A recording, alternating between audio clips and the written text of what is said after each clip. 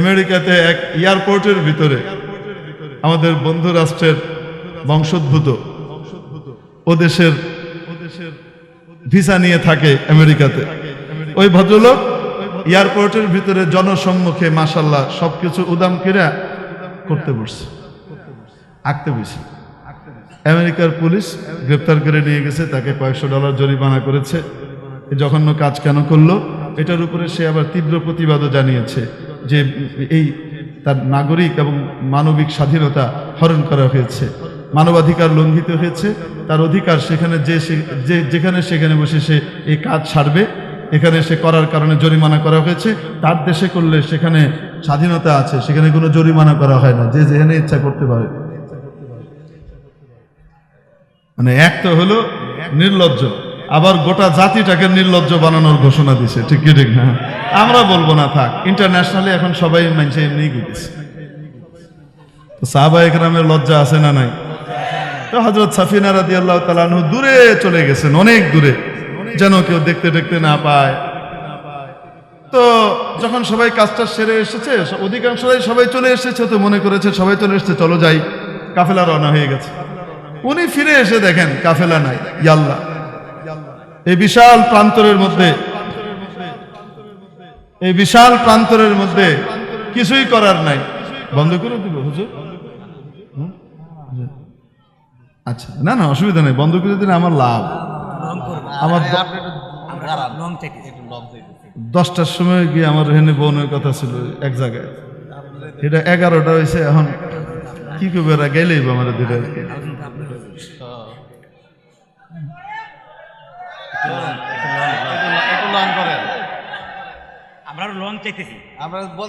আচ্ছা আচ্ছা, কিন্তু আমার দোস্ত আমাকে সংক্ষিপ্ত করতে বলছে, ওটাই সহি কথা। তার কারণ আছে, তার কারণ হলো চাহিদা থাকতে থাকতে বন্ধ করলে মনে হয় আহা আর একটু যদি শুনতাম, আর যখন নাকি দিল বেড়ে যায় তখন কি বোঝে দূর সারে নাকি, পেট তো বেড়ে গেছে না, বিরিয়ানি বেড়ে গেলে তখন আর সারবার, এটা নিয়ম। বন্ধু ঠিকই কইছে, আমার দোস্ত সকাল পর্যন্ত ওয়াজ করলেও আপনাদের তৃপ্তি হবে না, কিন্তু আমি একটুখানি করলে তৃপ্তি হয়ে যাবে, এটাই স্বাভাবিক। এই জন্য বুঝে শুনেই কইছি। তো এই জন্য হযরত সাফিনা রাদিয়াল্লাহু তাআলা ফিরে এসে দেখেন কেউ নাই, এখন কই যাবে? আচ্ছা, একটু মাঝখানে একটা কথা বলি। হ্যাঁ, এই যে আমাদের ইউটিউবার ভাইরা যারা রেকর্ড করছেন, ইসলামের প্রচার প্রসারের জন্যই তো, তাই না? এই হাগামতা জাতীয় জিনিসগুলো প্রচারের দ্বারা ইসলামের কোনো লাভ নাই। এজন্য এগুলা মেহরবানি করে স্পেশাল করে দিয়ে দেখুন, এই হাগুবাদ জাতির পরিচয় দেখুন। এই টাইপের কোনো কিছু থামটাম দিয়ে আল্লাহর নামে এগুলো করেন না, এগুলো না দেওয়াই বা এই অংশটা যেগুলো বললাম না, এগুলো অফ দ্য রেকর্ড হইতে হয়। আমাদের ঘরেরও আলোচনা করতেছি, সবকিছুই ওপেনলি সবাইকে বললে তো তাহলে তো তাদের মতো লুঙ্গি খোলা মার্কা কারবার হইল। ঠিক কি ঠিক না? এই জন্য এগুলো আল্লাহর রাস্তায় দিবেন না, আপনাদেরকে একটু অনুরোধ করে দিলাম। তারপরেও যদি কেউ দেন তাহলে ইনশাআল্লাহ আল্লাহর কাছে জবাবদিহি করতে হবে। ঠিক না?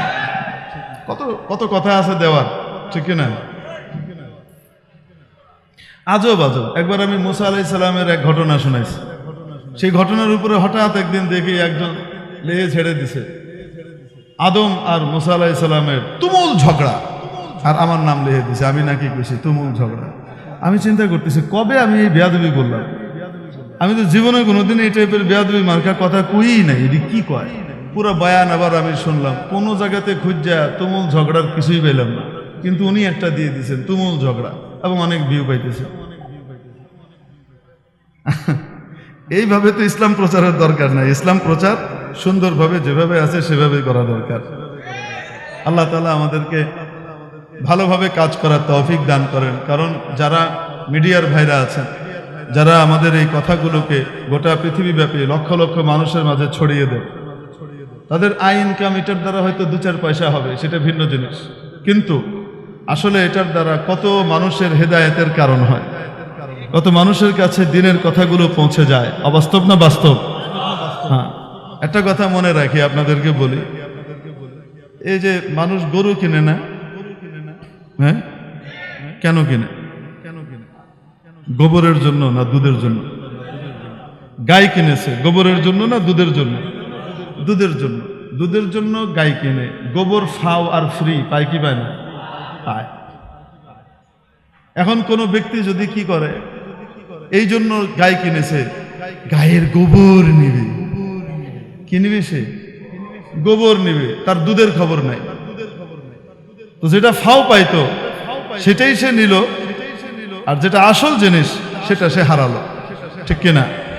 দ্বীনের প্রচার প্রসারের মাধ্যমে, আপনাদের এই প্রচারণায় অংশগ্রহণ করবার মাধ্যমে যত মানুষ শুনবে এবং তাদের মধ্যে হেদায়েতের কথা ছড়বে, হেদায়েতের উপলব্ধি আসবে, তাদের আমলের সমপরিমাণ সওয়াবগুলা যারা প্রচার করেছে তারা পাবে। এই জন্য তাদের নিয়ত থাকা উচিত আখেরাত। রইল দুনিয়ার গোবর, যেটা কপালে যেটা আল্লাহ তাআলা লিখে রাখছেন, হালাল উপায়ে যদি হয় তো সেটা এমনিই আসবে। পয়সা তো এমনিই আসবে, নিয়ত পয়সা নয়, নিয়ত রাখতে হবে কার সন্তুষ্টি। তাহলে দেখবেন এই উল্টা পাল্টা জিনিস প্রচার করবে না, ভালোটাই প্রচার করবে। যাই হোক, মেরে মুহতারাম দোস্ত, বলছিলাম হযরত সাফিনা রাদিয়াল্লাহু তাআলা আনহা ফিরে এসে দেখেন, হায় হায় হায়, কেউ নাই, সামনে জঙ্গল, একা মানুষ। রসদপত্র, খাবার দাবার যা ছিল ওনার উট বা ঘোড়ার সাথে ছিল, তা তো কাফেলার সাথে চলে গেছে।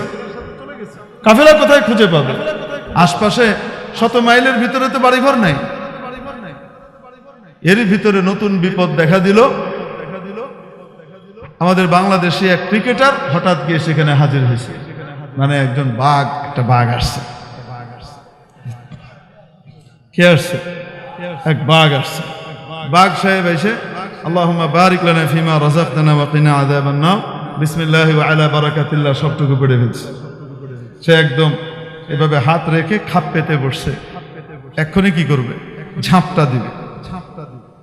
হযরত সাফিনা রাদিয়াল্লাহু তাআলা আনহু নবীজির সাহাবী, সম্পর্ক কার সাথে?